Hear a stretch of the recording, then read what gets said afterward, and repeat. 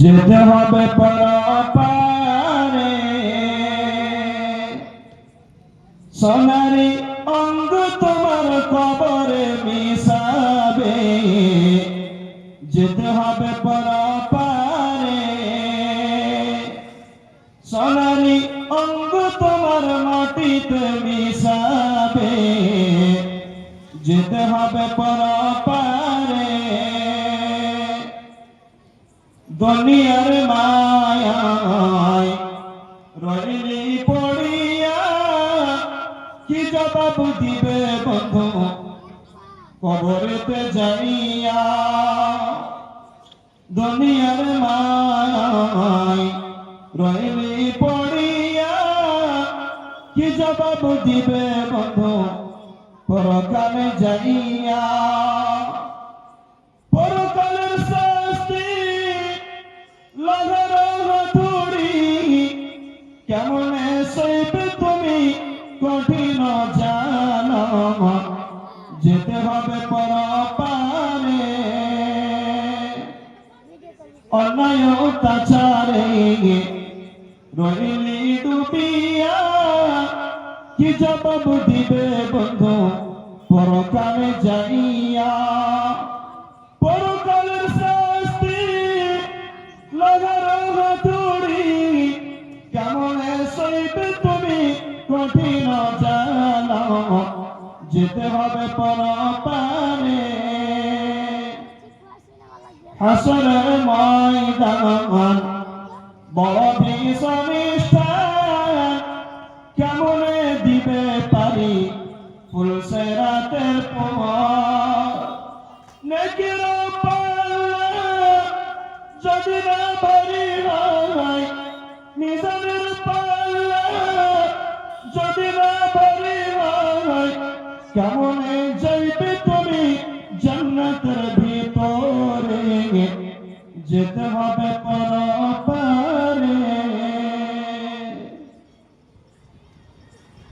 শ্রদ্ধেয় সম্মানিত এই সভার সভাপতি সাহেব এবং এই স্টেজে বসে থাকা আলিমুদ্দিনগণ এবং আমার সামনে বসে থাকা ভাই বন্ধুগণ, পর্দানশী মা ও বোনেরা, সর্বপ্রথম ওই মহান আল্লাহ সুবহানাহু ওয়া তাআলার তারিফ যিনি আমাদের এই পৃথিবীর জমিনের বুকে সৃষ্টি করেছেন এবং সৃষ্টি করার পরে আমাদের এই মত ছেড়ে না দিয়ে ইহদিনাস সিরাতাল মুস্তাকিমের উপরে চলার জন্য, সিধা রাস্তাতে চলার জন্য আল্লাহ সুবহানাহু ওয়া তাআলা শত শত নবীকে এই পৃথিবীর জমিনের বুকে পাঠিয়েছেন। তিনার মধ্যে যিনি আমাদের আখেরি নবী, আমরা যিনার উম্মত, তিনি হচ্ছেন জনাবে মুহাম্মদুর রাসূলুল্লাহ সকলে পড়ুন সাল্লাল্লাহু আলাইহি ওয়াসাল্লাম।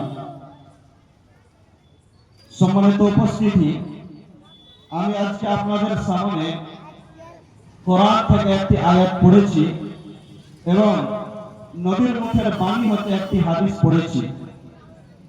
এই কোরআন ও হাদিসের আলোকে অল্প সময়ে, সংক্ষিপ্ত সময়ে আজকে আমার বক্তব্যের বিষয়, যে বিষয় নিয়ে আপনাদের সামনে দুটি কথা বলতে মনে করেছি, সেটি হচ্ছে একজন মুমিন ব্যক্তির জন্য ইহকাল থেকে পরকালটাই বেশি উত্তম।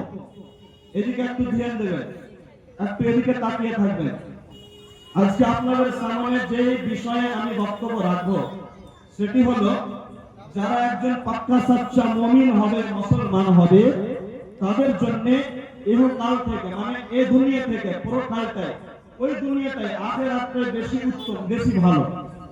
অথচ আমরা মানুষ, আমরা মুসলমান এই দুনিয়াটাকেই সমস্ত জিনিস মনে করে নিই। আখিরাত বলে আমাদের চিন্তা থাকে না, পরকাল বলে আমাদের চিন্তা থাকে না, মরার পরে আমাদের কি হবে সেটা নিয়ে আমরা চিন্তা করি না, ভাবি না। শুধু আমরা এই জীবনটাকেই সমস্ত জিনিস মনে করে নিই। আমরা ভাবি আমার আল্লাহ সম্পত্তি কেমন করে বাড়িবে, আল্লাহ আমার বড় বাড়ি কেমন করে হবে, আল্লাহ আমার জমি জায়গা কি করে বাড়বে, আল্লাহ আমার দৌলত কি করে বাড়াবে, সেই নিয়ে আমরা ব্যস্ত আছি। এই দুনিয়াটাকে আমরা আসল জীবন মনে করে নিয়েছি, কিন্তু না, এটা তো একটা পরীক্ষার জায়গা, এটা তো একটা এক্সাম হল। এখানে আল্লাহ সুবহানাহু ওয়া তাআলা আমাদের পরীক্ষা নেওয়ার জন্য পাঠিয়েছেন, আজমাইশ করার জন্য পাঠিয়েছেন। তাই ভাই আমার, বন্ধু আমার, আমরা এই দুনিয়াতে হাই হাই করব না, আখিরাত বলে আমরা চিন্তা করব। তাই 1 মিনিট আপনাদের দুটো কথা বলবো। ওদিকে বাইরে বসে থাকিয়েন না, প্যান্ডেল আছে, বসার খুব সুন্দর আলহামদুলিল্লাহ জায়গা করা হয়েছে। আপনারা এই আগামীখানে এসে বসেন।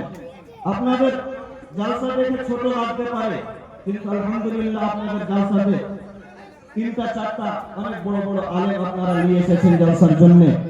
যেমন কি সরদিয়া হোসেন সাহেব সরাফি রয়েছেন, আব্দুল শাকুর সাহেব ভোজপুরি তিনি রয়েছেন, মুজিবুর রহমান সাহেব চতুর্বেদী তিনি রয়েছেন।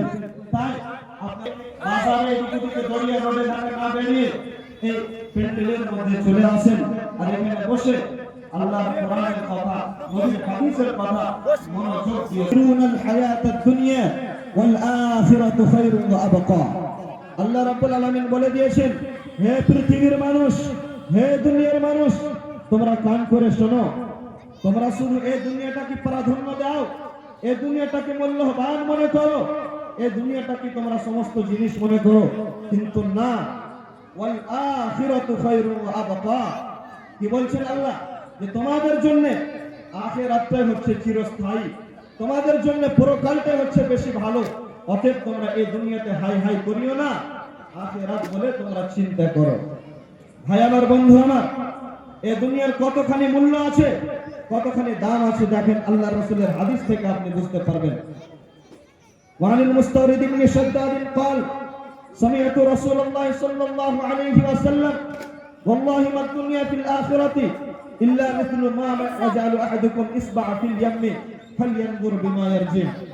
হযরত মুস্তাওরিদ বিন শাদ্দাদ রাদিয়াল্লাহু তাআলা আনহু বলেন, হে পৃথিবীর মানুষ, আমি আল্লাহর রাসূলকে বলতে শুনেছি, আল্লাহর রাসূলকে আমি বলতে শুনেছি, আল্লাহর রাসূল আখিরাতের মোকাবিলাতে, পরকালের মোকাবিলাতে এই দুনিয়ার কথা বলেছিলেন যে, হে দুনিয়ার মানুষ, তোমাদের মধ্যে কোনো একজন ব্যক্তি, তোমাদের মধ্যে কোনো একজন ব্যক্তি নিজের কি করবে? ইসবা ফিল ইয়াম্মে, নিজের হাতের আঙ্গুলটাকে সমুদ্রের পানিতে ডুবাবে। মনে করে আপনাদের মধ্যে কোনো একজন লোক নিজের হাতের এই লোকটাকে, আঙ্গুলটাকে একটা পানির বাসনে ডুবাবে, এবং ওই লোকটাকে সমুদ্র থেকে, সাগরের নদী থেকে উঠকে দেখবে, আর দেখার পরে দেখবে যে লোকের আগালে কতটা পরিমাণ পানি উঠেছে। আচ্ছা, কতখানি পানি উঠতে পারে ভাই? একটা লোক কোনো বাসনে ডুবালেন আপনি, পানির বাসনে, আর লোকটাকে উঠাইলেন, কতখানি পানি উঠতে পারে? 1 ফোঁটা, 2 ফোঁটা, না হলে 3 ফোঁটা, ওর থেকে বেশি কি উঠবে? উঠবে না। তো ঠিক সেই মতো আল্লাহর রাসূল বলেছিলেন, হে আমার সাহাবীরা, এতখানি আল্লাহর কাছে দাম আছে এই দুনিয়ার, ওই যে 2 ফোঁটা 3 ফোঁটা পানি তোমার লোভে উঠলো, এই পানির যতখানি দাম আল্লাহর কাছে এই দুনিয়ার ততখানি দাম, অতখানি মূল্য। আর যত পরিমাণ পানি সমুদ্রে থেকে গেল, যত পরিমাণ পানি সাগরের নদীতে থেকে গেল, সেই পানির যতখানি দাম আল্লাহর কাছে আখিরাতের ততখানি দাম। সুবহানাল্লাহ। অথচ আমরা এই দুনিয়াকে হাই হাই করছি। ধ্যান দিয়ে শুনেন, আখিরাতের কতখানি মূল্য আছে, একটু ধ্যান দিবেন, কানটা পাতবেন, তাই বুঝতে পারবেন। আজকে আমরা এই দুনিয়াতে হাই হাই করে চলে যাচ্ছি, আল্লাহর কাছে কোনোই মূল্য নাই। وعن جابر أن رسول الله صلى الله عليه وسلم حضرت جابر বলেন, مر بجميل سك ميت قال, حضرت জাবির বলছেন, একদিন আমরা আল্লাহর নবীর সঙ্গে রাস্তা দিয়ে হেঁটে হেঁটে হেঁটে হেঁটে যেতেছিলাম। যেতে যেতে দেখি রাস্তার পাশে, রাস্তার কিনারাতে যেতে যেতে দেখি একটি মৃত্যু ছাগলের বাচ্চা মরে করে পড়ে আছে, একটা মরা বকরির বাচ্চা মরে করে পড়ে আছে।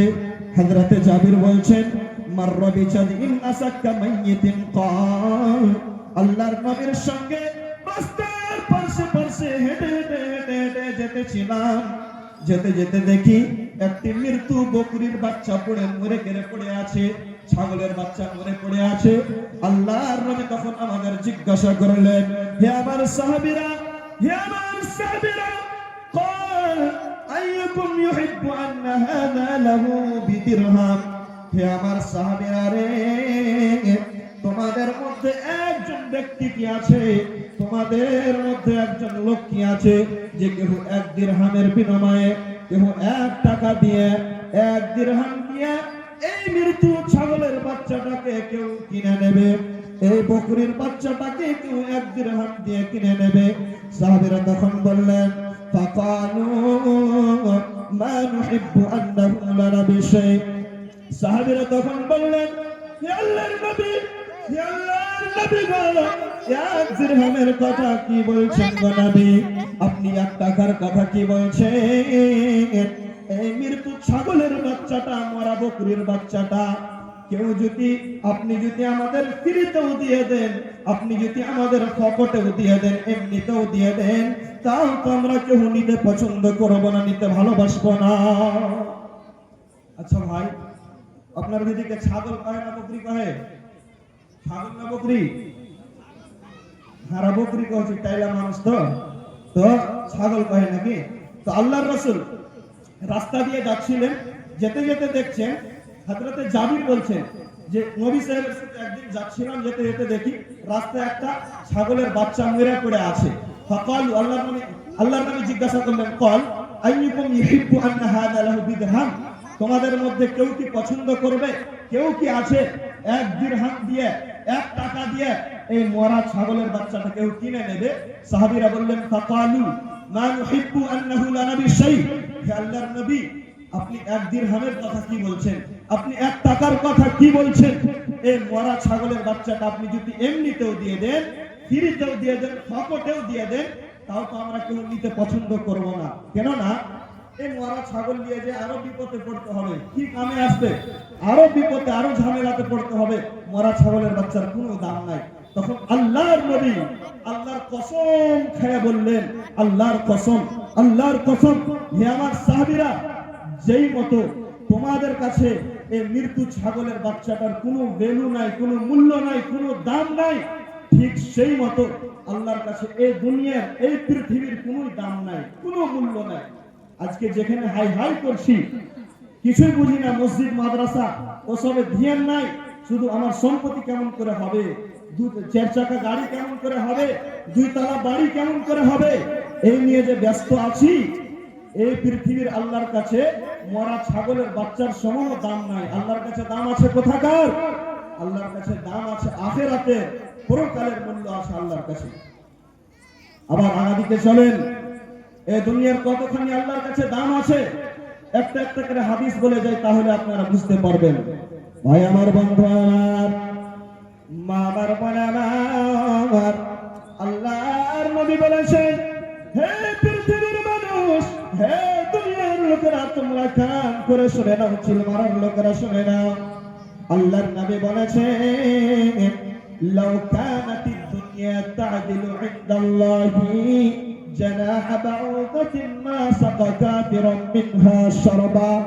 আল্লাহর নবী বলেছেন, লাউ কানাতিদ দুনিয়া তা'দিলু ইনদাল্লাহ, যদি আল্লাহর কাছে, লাউ কানাতিদ দুনিয়া, যদি আল্লাহর কাছে এই দুনিয়ার দাম, তা'দিলু ইনদাল্লাহ, যদি আল্লাহর কাছে এই দুনিয়ার মূল্য, এই দুনিয়ার দাম একটা মাছির সমান রয়েছে, ওই মশার পাখার সমান, একটা পরের সমান যদি এই দুনিয়ার দাম আল্লাহর কাছে থাকতো, তাহলে মা সাকা কাফিরুম মিনহা শারবা।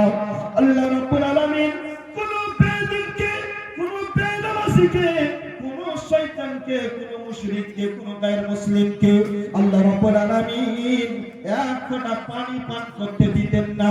আল্লাহ সবারই গলাকে টিপে ধরতেন। কি বুঝতে পারলেন?